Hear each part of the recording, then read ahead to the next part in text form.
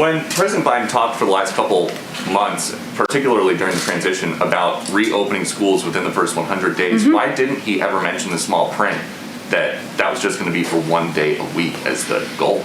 Well, again, the president set a goal of reopening the majority of schools within 100 days. And when you asked what that meant, I answered the question. So that is not the ceiling. That is the bar we're trying to leap over and exceed. And is there a thought that this goal, though, that you guys are setting for the first 100 days is more of a dry run for next year? Because 100 days from January 20th, April 30th, that's when a lot of schools are getting ready to close for the year anyway.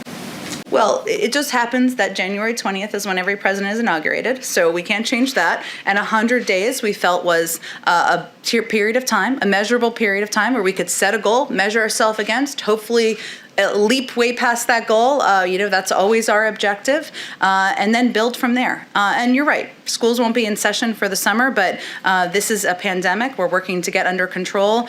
But why is the administration setting the bar at 1 day a week? Why not go higher?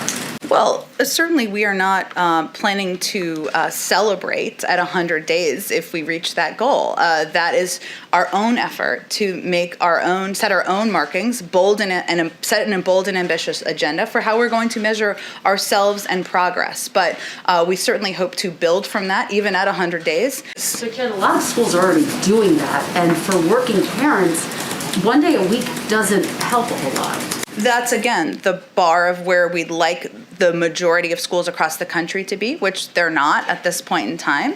And we want to build from there. And it really, at 1 p.m., the president will deliver remarks on the administration's response to the coup in Burma, which I think that guidance just went out, but just so you all are aware. A couple of other updates for all of you. The president, the vice president, and the secretary of Treasury had a productive and substantive conversation yesterday with the business leaders about the need to urgently pass the American Rescue Plan. The group discussed the importance of getting direct assistance to families who are suffering, and there was consensus that getting immediate help to the American people is paramount. The president also raised his priority to increase wages and ensure no one who makes minimum wage is living below the poverty line. The business leaders shared the experiences of their own workforces and discussed the challenges their employees and customer base face to overcome the economic crisis caused by the pandemic. The group agreed to work together moving forward to help grow the economy, particularly around infrastructure investment, and help make life better for working families across the country. Another scheduling update for all of you. This Friday, President Biden will continue his engagement around the American Rescue Plan by meeting with a bipartisan group of mayors and governors here at the White House to discuss the vital need to get more support to their communities and to those on the front lines of this fight.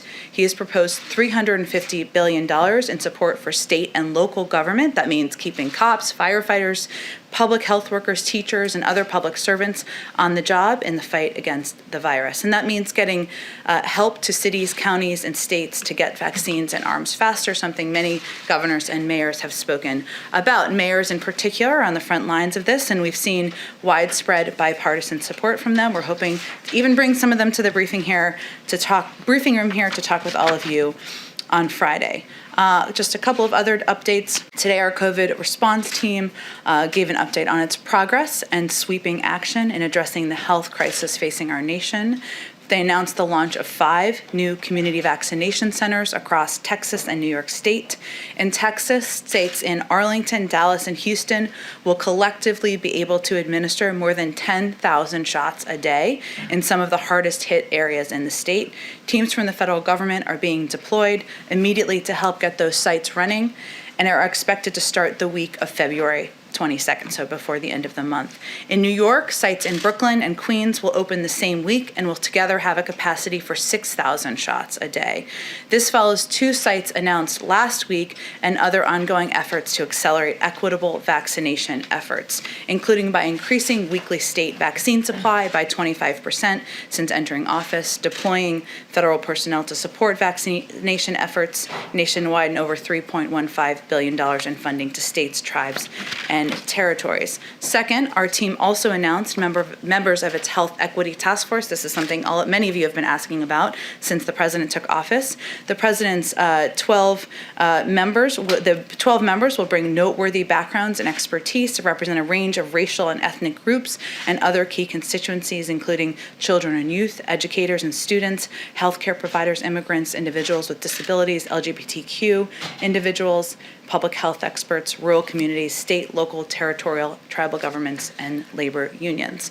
This board is charged with issuing a range of recommendations to help inform the COVID-19 response and recovery, including equitable allocation of resources, and of course it will be chaired by Dr. Marcela Nunez-Smith. Finally, someone in here, I think it was your colleague from the AP, asked couple days ago, I should say, about the president getting COVID tested, and I just wanted to provide an update that the president's last COVID test was last Thursday. It was negative. We will venture to ensure we are providing that information to you as it comes out moving forward, or as he is tested.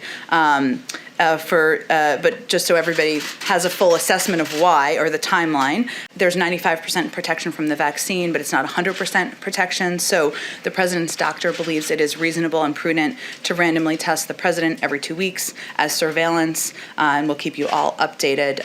But that's kind of while there isn't CDC guidelines, that's his recommendation. That is it. Let's go to you. Go ahead. Well, thank you, Jen, for the follow-up there. On two topics, first being impeachment. The president has said consistently that he will not be watching the trial. He said so again yesterday. But yesterday, the House Impeachment Managers unveiled videos of the Capitol riot that clearly was very moving to a lot of people. It resonated to a lot of people, including those in that chamber. Is the president really not going to participate at all in this historic experience, this national moment? Does he have nothing he wants to add to those who may have been impacted by what they saw yesterday as part of this trial? Well, it may seem like some time ago, but the president has spoken repeatedly to the events of January 6th. On January 6th, he called the insurrection at the Capitol an unprecedented assault on our democracy, bordering on sedition. He said it was unlike anything we've seen in modern times. Again, when the House voted on January 13th, following that vote, he called the events of January 6th an armed insurrection against the United States of America that was carried out by political extremists and domestic terrorists who were incited to this violence by President Trump. He has certainly not been silent, and he won't be silent on, of course, his concerns about hate rhetoric and speech and the impact that has in society, and he hasn't been silent on the actions of the former president.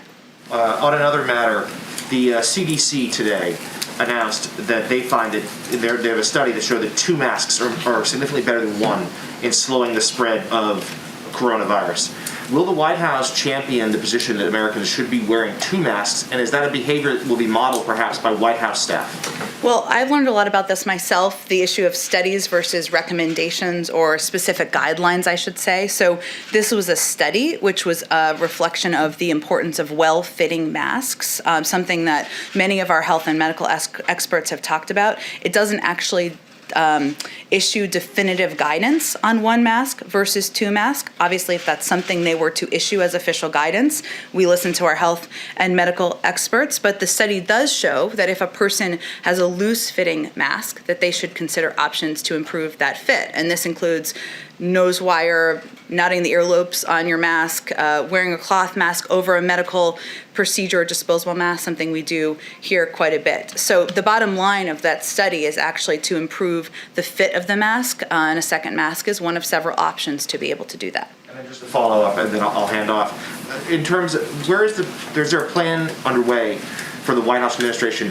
to send out masks to Americans, to mail them to addresses, so Americans will have their own high-quality mask when there's often confusion as to what kind should be worn, what offers more protection? Sure. Well, one, the president uses every opportunity he has, as he did at the Super Bowl, not that he was there, but in the PSA, to make clear to the American people the safety of wearing masks, the impact of wearing masks. He said that it would save 50,000 lives, more than 50,000 lives, if Americans wore them for 100 days. There are a range of options under consideration on to how to ensure that people who need masks the most, people who need this type of protection the most, receive it, but no final decision has been made. Go ahead. The president's remarks at 1 o'clock on Burma, could you give us a little flavor of what he's going to say? Is he going to announce sanctions? I've been here long. We're having such fun together. I don't think you want me to get fired on week 3 of my time here as the press secretary. He will have more to say about actions being taken by the United States in response to the coup in Burma. Just to follow up, he's called for the military coup leaders to stand down. Is there any indication that they are doing that yet? I don't have a specific update on the actions of the military leaders. Obviously, this is an issue that we are following closely from here, from the State Department, from our entire national security team. As we've noted in here previously, but it's worth repeating, we are also in consultation and close coordination with our partners and allies, and steps that can be taken, pressure that can be made. There's been a statement from the UN Security Council, which is a significant act, as you well know. So I don't have an update on the actions on the ground, but clearly this is on the president's mind, this issue, and it's essential that we lead here from the United States. Just a second topic. Has the president abandoned the plan to force the sale of TikTok's American operations to a group that would include Oracle and Walmart?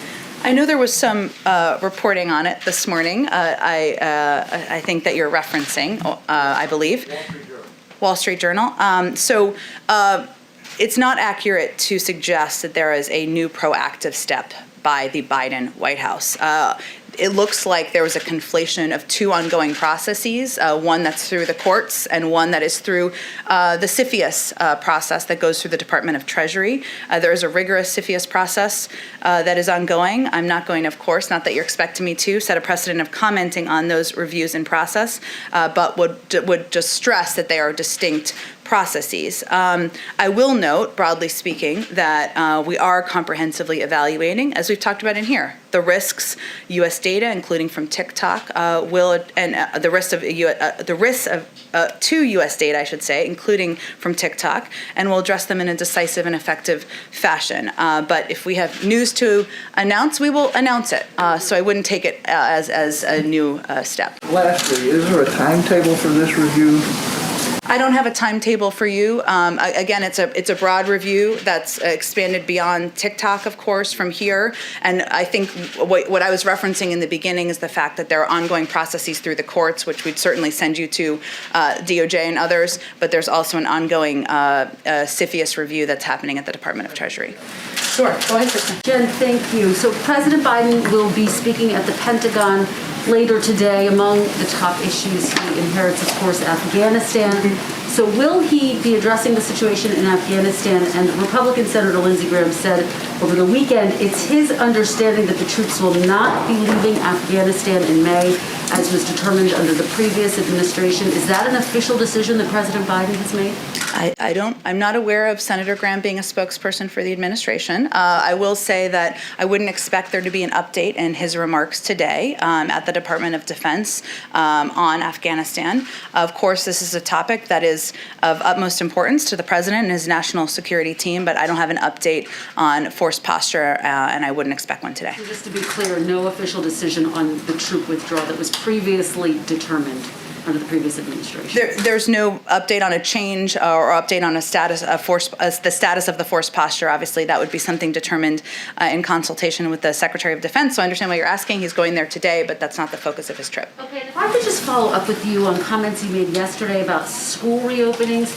You said the goal was for more than 50% of schools to have some teaching in person at least one day a week. You said you hoped it would be higher. But why is the administration setting the bar at 1 day a week? Why not go higher?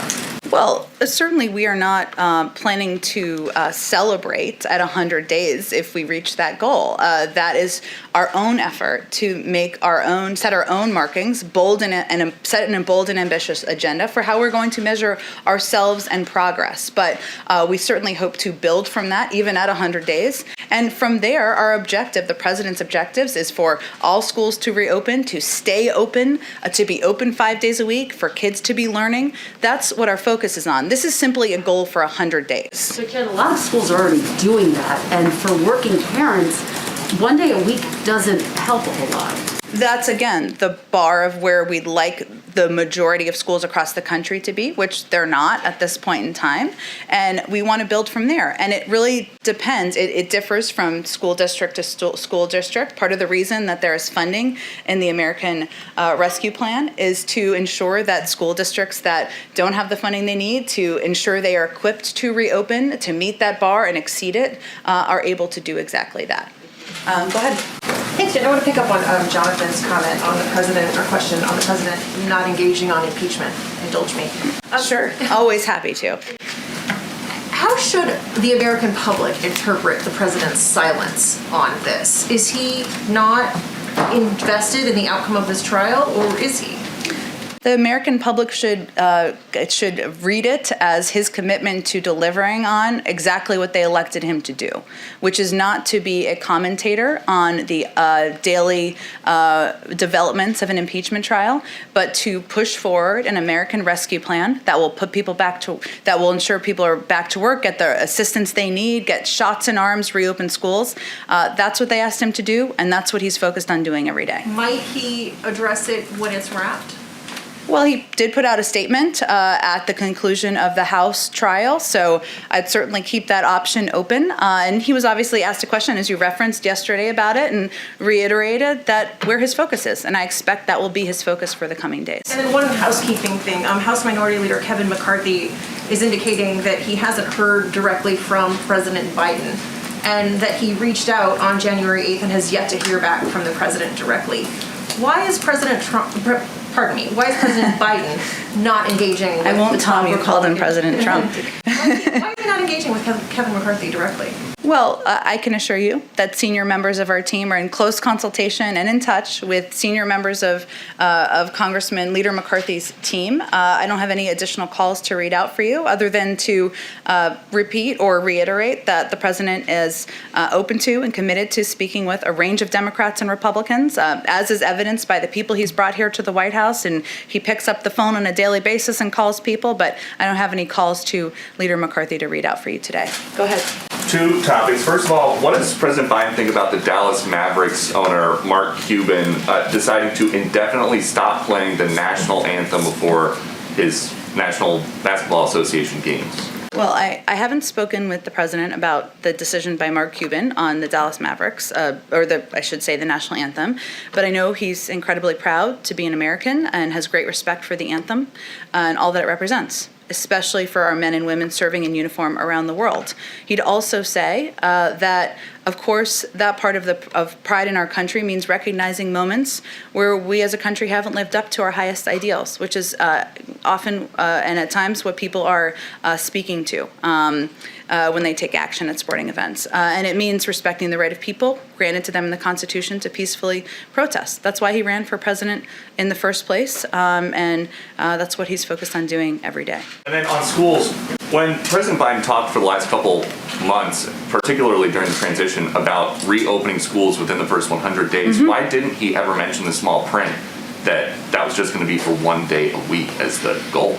Well, again, the president set a goal of reopening the majority of schools within 100 days. And when you asked what that meant, I answered the question. So that is not the ceiling. That is the bar we're trying to leap over and exceed. And as I said in response to Kristen's question, the president wants to not just open schools. He wants them to stay reopened. He wants kids to be back in school learning 5 days a week. He wants parents to feel safe, teachers to feel safe. That's why he asked his Department of Education and the CDC to work together on guidelines. That's why he's put proposed funding in the American Rescue Plan, because he knows that's not going to happen on its own. It's going to need some assistance to make it reality. Is there a thought that this goal, though, that you guys are setting for the first 100 days is more of a dry run for next year? Because 100 days from January 20th, April 30th, that's when a lot of schools are getting ready to close for the year anyway. Well, it just happens that January 20th is when every president is inaugurated, so we can't change that. And 100 days we felt was a period of time, a measurable period of time where we could set a goal, measure ourselves against, hopefully leap way past that goal. That's always our objective, and then build from there. And you're right, schools won't be in session for the summer, but this is a pandemic we're working to get under control. making progress every month, and we're certainly hopeful that things will be, more kids will be back in school 5 days a week as quickly as it can safely happen. And then just one more for one of our colleagues who could not be here because of social distancing guidelines. What do you say to teachers who are nervous about going back into the classroom without being fully vaccinated? Well, we say to teachers, we want you to be able to go back to school and go back to school safely. And, the president is married to a teacher, Dr. Biden. He's known many thousands of teachers throughout his career. He listens to them. We all engage with a range of groups about their concerns, about what their objectives are. Most teachers will tell you they want to be in the classroom. And they want to be there with their students, especially of younger kids, and do that in-person learning. They want that too. They want to do it safely. We're waiting for the CDC guidelines. Those will be the first guidelines that will be coming from the federal level that will outline recommendations based on health and medical experts. We're waiting for those. We're hopeful that those will give a sense to school districts across the country on the steps that they can take to increase the safety in their schools. It will be up to school districts, but that's really the next step here. We want schools to open, but we want them to open safely, and we want teachers and parents to all feel that. Go ahead, Mike. Thanks, Jen. If I could talk to you a little bit about the sales campaign that you've talked about to pass the COVID relief package and the COVID vaccination effort. If you compare to the Obama administration when he was trying to sell the healthcare, Obamacare, Affordable Care Act, the president went around the country, held very long, very involved town hall meetings. There's obviously COVID restrictions, but the President Biden seems willing to travel now. He will be going on his second trip on Air Force One next week. And so, why aren't you guys using that opportunity to at least, get out to the American people and sell the plan a little bit more aggressively? And he seems to be just staying here. And then second, on the vaccination, in a sort of related way, once the website was fully up for Obamacare, there was a massive multimedia campaign, TV ads. You worked with partners to sort of get out there into like underserved communities to get people to sign up. Where is the similar effort to get people vaccinated? There will be a similar effort. We've only been here 3 weeks. It takes some time to get a paid media campaign off the ground. We want to do that in an effective manner. We're not waiting or delaying. We obviously just announced the Equity Task Force today. All of these individuals are experts, represent different parts of the country and different communities in the country who are deeply impacted. We expect to have many of them out there communicating broadly. We've done dozens and dozens and dozens of interviews with senior administration officials, with cabinet officials to communicate about the American Rescue Plan. The president's been out talking about it nearly every day. So we have not held back from using the bully pulpit of the presidency to communicate with the American public.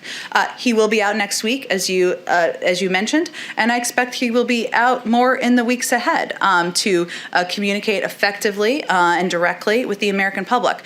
But a little different from the Affordable Care Act, what we're doing, in part, it may be what's the components of what are in the plan, reopening schools, getting vaccines in arms, ensuring that Americans who don't have food have concerns about putting food on the table, have money to get through this period of time, is working. More than 70% of the public in almost every poll supports this package. So we are certainly out there. Everybody's focused on this every day, selling it, and the public seems to like what they're hearing, but our job is not done. We need to get it across the finish line. That's why the president will be traveling and others will be out there even more in the weeks ahead. And on one other topic, the president put forth on the first day a comprehensive immigration proposal, legislation that would wrap a lot of things into one bill. There seems to be support in the advocacy community, immigration advocacy community now, for moving ahead with components of that separately, both for Dreamers, perhaps for ag workers. Does the president support splitting that effort up? While they're, essentially while the bigger package is being worked on, does he support going ahead, and would he sign into law if they got passed, the smaller pieces? Or does he want to put that off and wait for the bigger effort? Well, as you know, Mike, from following this closely, the formal bill has not been proposed yet on Capitol Hill. The president proposed it with three key pieces of it because he felt they were all important, including investing in smart security, providing a pathway to citizenship for 11 million undocumented immigrants, and also addressing the root causes that are causing people to flee their home country, something he worked on even as vice president. So it hasn't even been formally proposed. I think we're going to wait for that to happen before there's, readouts or our engagement on what is looking like it's going to happen on Capitol Hill. But we'll see what happens. Go ahead. Two questions, please. In India, Twitter has shut down hundreds of accounts from people who criticize the government. Is the White House concerned about this crackdown on free speech by the Modi government, and to what extent does this impact the U.S.-India relationship and your administration's Indo-Pacific strategy? I know that my colleagues at the State Department have spoken to this more extensively, and I would certainly point you to them. Of course, we always have concerns about crackdowns on freedom of speech, freedom of expression happening around the world, and when it doesn't allow people to communicate and peacefully protest. But I would point you to the State Department for more specifics. And then the second question is on this chip shortage that has now moved beyond just automakers. A lot of automakers have shut down production. Obviously, they need the chips to come in from Asia. You're planning to do a broad supply chain review, presumably including these chips. What does that mean? Does the White House consider these parts essential? And are you interested at all in creating incentives for chip makers to make them in the U.S.? Because there's a lot of everything basically relies on them. Right, absolutely. The supply chain is essential. This kind of flows into both the economic team and the national security team. Let me talk to them and see if there's any more specifics on our plans for incentivizing production here in the United States. Go ahead. Thanks, Jen. I wanted to ask if you could share more about the trip to Wisconsin. Why Wisconsin? Is he going to be doing more? You alluded that he'd be doing some outreach. Can you talk about what kind of outreach he'll be doing? Is I assume it's on the rescue plan, but if you could, will he be meeting with first responders, people in the communities? Can you talk about that a little bit? Sure, and the specifics are still coming together, but I'll tell you what's knowable at this point in time. The president is going to Wisconsin. Obviously, it's a state where many people have been impacted by COVID, and many people have been impacted by the economic downturn. And he always enjoys traveling and engaging directly with people. So while he's there, he'll do a town hall, and that's an opportunity to hear directly from people about how the dual crises are impacting them. In terms of other events and stops he'll do while he's there, the schedule is still kind of coming together and being finalized. On Myanmar, Burma. In Burma, the economy is really weak. It's shrinking. There's COVID. I mean, the question I have is would sanctions beyond sanctioning the generals really help in any way? Help in terms of change the behavior? Correct. Well, or just hurt regular people in the country? Well, we'll wait for the president to actually announce the specific details, which I know will happen more later this afternoon. But part of our effort is not just unilateral action from the United States, but also working with our partners and allies, including in the region, to determine the right ways to put pressure on and have engagement. As I noted earlier, there was obviously the statement from the UN Security Council, permanent members. There is ongoing discussions and talks with our partners and allies in Asia and Europe. And there's certainly a recognition that this will need to be a coordinated effort. And on immigration, I know on Monday you talked about kind of working out the priorities, national security threat, recent entries. There's more reports of growing number of people arriving on the border. How closely is President Biden watching this? Obviously, attacking the root causes of this migration is something that he knows well, that he's worked on for a long time. But what about in the short term? What steps are going to be taken to confront this issue? Because more are coming, so we don't have a repeat of things that we've had in the past, which obviously President Biden is very familiar with. Sure, he's certainly following it closely, but obviously defers to the leadership and the guidance of his Secretary of Homeland Security, Ali Mayorkas, who is now confirmed, been in office in his role for just over a week now. Obviously comes to that job with a great deal of experience working on these issues, including during challenging times. But since you gave me the opportunity, I mean, one of the things we are certainly doing is communicating that due to the pandemic and the fact that we have not had the time as an administration to put in place a humane, comprehensive process for processing individuals who are coming to the border, now is not the time to come. And the vast majority of people will be turned away. Asylum processes at the border will not occur immediately, will take time to implement. And as DHS and CBP have said, when long-term, this is, there have been incredibly narrow and limited circumstances where individuals have been have come in to the country awaiting for their hearing, but the vast majority have been turned away, and so this is not the time to come. And this is obviously an emotional issue for many of us who've worked on this in the past, for the president himself. But we need time to put in place and partners to put in place a comprehensive process and system that will allow for processing at the border of asylum seekers, but also providing a pathway to citizenship for immigrants who are in the United States. Go ahead. Thank you, Jen. Jim Murrin, who's the head of the Nevada COVID Task Force, has proposed making Nevada have an elite level of health and safety measures. And he said that by fall, he thinks there'll be enough shots in arms, that there'll be fans in seats of a variety of venues, sporting venues, concerts, stuff like that. Do you think that that is possible, and is that a priority for the administration? Well, I think the president said during his Super Bowl interview that he certainly hoped that next year at this time, we would all be watching the Super Bowl at parties and the stands would be full. But we defer to our health and medical team, who look at the entire country, and I'm not sure if this individual is just looking at Nevada or looking at the entire country, and what their guidelines and their guidance offers us. We know that we will have enough vaccines to provide them to the American people by the end of the summer, but a vaccine is not a vaccination. And in order to get to a place where we are returning back to normal, we need to ensure that those vaccines are made or turned into vaccinations, and that that a large swath of the American public is vaccinated. But obviously, we defer to our health and medical team working for the federal government here. No disrespect to the individual you mentioned.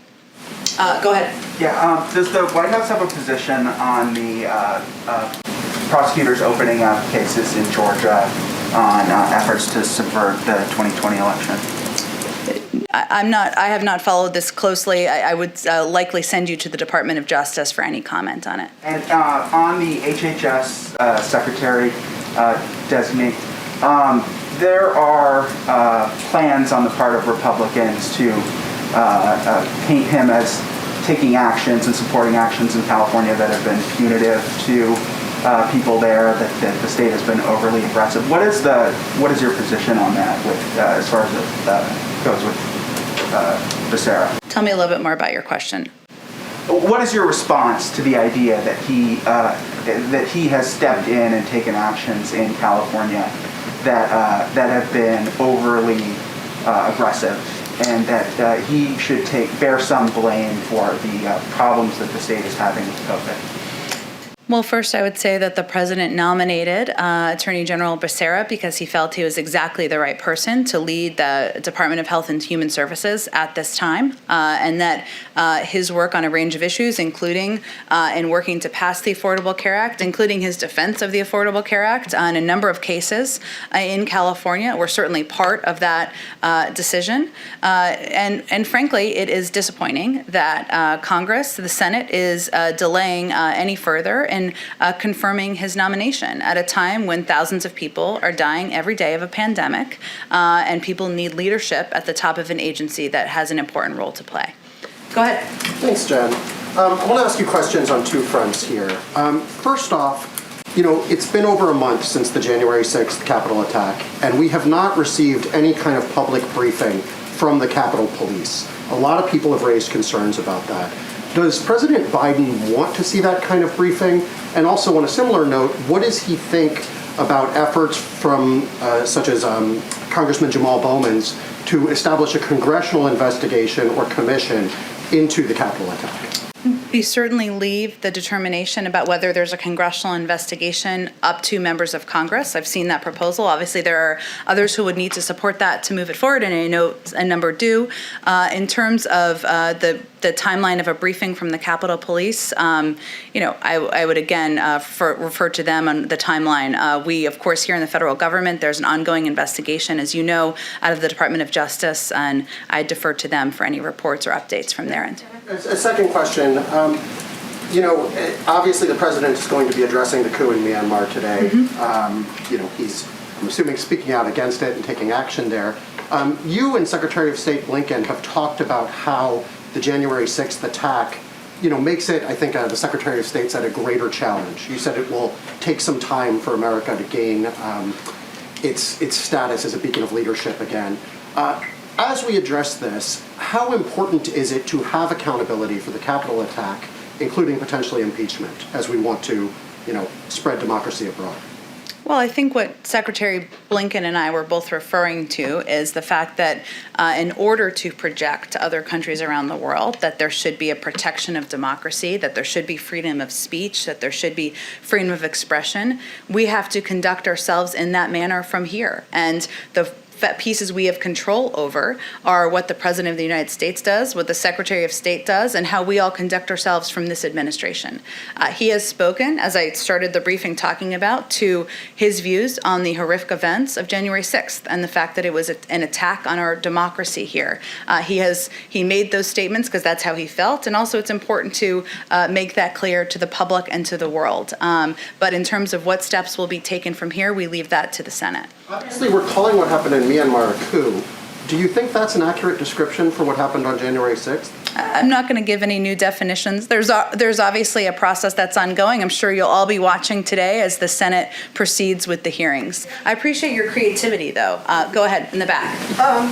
The Iranian-backed Houthi rebels attacked Saudi Arabia today in Abha. The coalition called it a war crime. Does this undermine the president's effort to end the war in Yemen? And are you putting too much faith in the Houthis rebels' intention to get into the negotiation? Well, thank you, Nadia. Let me first say that we condemn the Houthi attack today at the Abha International Airport in Saudi Arabia, a civilian airport. The attack coincides with Special Envoy Lenderking's first trip to the region and his efforts to bring a lasting peace to Yemen that will ease the suffering of the Yemeni people. The Houthis, meanwhile, continually demonstrate a desire to prolong the war by attacking Saudi Arabia, including attacks on citizens. And we will continue our diplomatic outreach and engage with various stakeholders, including members of Congress, humanitarian aid organizations, the UN Special Envoy, and others to bring a negotiated settlement to end the war. As President Biden has said, we are stepping up our diplomacy to end the war, as he said last week at the State Department. And the main focus of our efforts will continue to be on diplomacy to end the war via the UN-led process, to impose a ceasefire, open humanitarian channels, and restore long-dormant peace talks. We believe that remains the best path forward. Thank you. I have a quick question on Iran. Some reports indicating that you're considering baby steps to get back into the negotiation. Is this on the table? Is this something that the administration is considering at the time? Did you say baby steps? I'm sorry, the masks make it hard to hear. The president's focus is on reiterating what he did last weekend, which is that in order to move forward, Iran needs to comply with the outlines of the JCPOA and the agreement that was formed just a few years ago. In terms of any additional steps under consideration, I don't have any update on that. Go ahead. Thanks, Jen. I wanted to ask you about the budget, which I know it's a little early to be thinking about, but it's never too early to talk about the budget. Skinny budget, all sorts of budgets. Can you lay out a timeline for us of when to expect to see the president's first budget? And my second question is does the president plan to cut his proposal or cut defense spending or propose to cut defense spending? As you know, our nominee to lead the OMB just had her hearing yesterday, and hopefully she'll be in place soon. But there were some challenges that came about during the transition in terms of a bit of intransigence from the outgoing administration and lack of cooperation as it related to OMB and the budget process. So we expect there to be a delay in the release of his first budget. I don't have an exact timeline of when that will be, though. Would we see an outline or something? I mean, I know the budget's a thick document, but would you see an outline before that, or what are you thinking? I don't have anything to preview yet for you. I can talk to our friends or connect you directly with our colleagues at OMB and see if there's anything more specific they can preview for you at this point in time. Thank you. Sure. Go ahead in the back. Yes, thank you, Jen. On Iran as well, does the administration welcome any role that its allies in the region can play in order to help facilitate talks with Iran or bring it back to the table? I mean, General McKenzie said on Monday, namely about Qatar, when you consider the problem with Iran, they have a large role to play in that. Does the administration consider Qatar as a potential, maybe role player in bringing Iran back to the table? And knowing that both National Security Advisor Sullivan and Iran's envoy Rob Mali, they both spoke with the Qatari Foreign Minister. Well, the way to move things forward is for Iran to come into full compliance with its obligations under the JCPOA. And if they do that, the United States would do the same and then use that as a platform to build a longer and stronger agreement that also addresses other areas of concern. So that's really, the ball is really in their court to take those steps. And whether there are roles of other countries in the region, obviously in any of these if we were to reach that stage, consultations with countries in the region would be a key part of that process, but we're certainly not there yet. And also on the Houthis, please, delisting the Houthis from the terror list, other than the humanitarian assistance, does it have any strategic significance? Is the administration willing to enter a dialogue with the Houthis in order to end the war in Yemen in a peaceful way?